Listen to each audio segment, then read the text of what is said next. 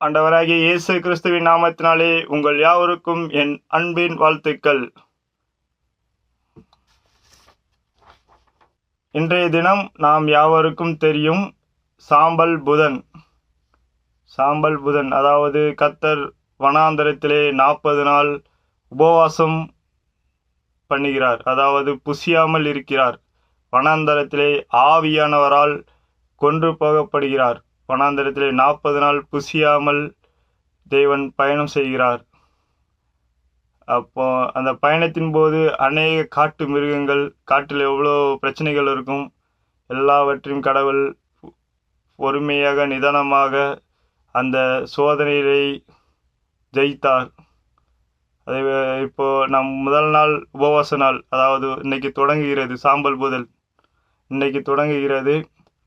நாம் சில கர்த்தருடைய வார்த்தையை கேட்டுட்டு நாமளும் நமக்கு இருக்கிற உபத்திரங்கள் நீங்க நாமளும் பொறுமையாக கர்த்தரை நோக்கி கூப்பிடுவோம். அவர் நமக்கு விடுதலை தருவார், ஆசீர்வாதங்களை தருவார். நமக்கு விரோதமாக இருக்கிற எல்லா சத்துருவின் கிளைகள் முறியடிக்கப்படுவதாக விசுவாசிப்போம். கர்த்தர் பெரிய காரியங்களை செய்வார். நீயோ உபவாசிக்கும் போது அந்த உபவாசம் மனுஷர்களுக்கு காணப்படாமல் அந்தரங்கத்தில் இருக்கிற உன் பிதாவுக்கே காணப்படும்படியாக உன் தலைக்கு எண்ணெயை பூசி உன் முகத்தை கழுவு. மத்தேயு 5:17. அப்படியே நாங்கள் உபவாசம் பண்ணி எங்கள் தேவனிடத்திலே அதை தேடினோம், எங்கள் விண்ணப்பத்தை கேட்டருளினார். எஸ்ரா 8:23. இந்த வார்த்தையை பார்த்த உங்கள் யாவரையும் கர்த்தர் நிச்சயமாகவே ஆசீர்வதிப்பார்.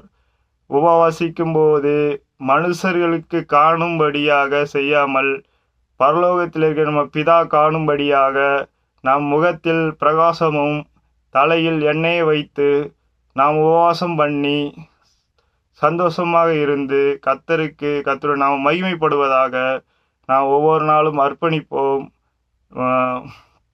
எண்ணெய் பூசி முகத்தை கழுவு. இந்த வார்த்தையின்படி நாம் தினமும் நம்மளை கர்த்தர் சமூகத்தில் காத்திருந்து நம் தேவைகளை கர்த்தர் பூர்த்தி செய்வார். நாம் கர்த்தருக்கு பயந்து அவர் வழியில் நடக்கும்போது கர்த்தர் பெரிய காரியங்களை செய்வார். Thank you friends, thank you. மறக்காமல் உங்களது சப்ஸ்கிரைப் பட்டனை சப்ஸ்கிரைப் செய்யுங்கள், லைக் பட்டனை லைக் பண்ணுங்கள், கமெண்ட் பாக்ஸில் உங்கள் கருத்துக்களை பதிவு செய்யுங்கள். இந்த வார்த்தை இன்றைக்கு உங்களுக்கு பிரயோஜனமாக இருந்தால் உங்கள் நண்பர்களுக்கு மறக்காமல் ஷேர் பண்ணுங்கள். தேங்க்யூ.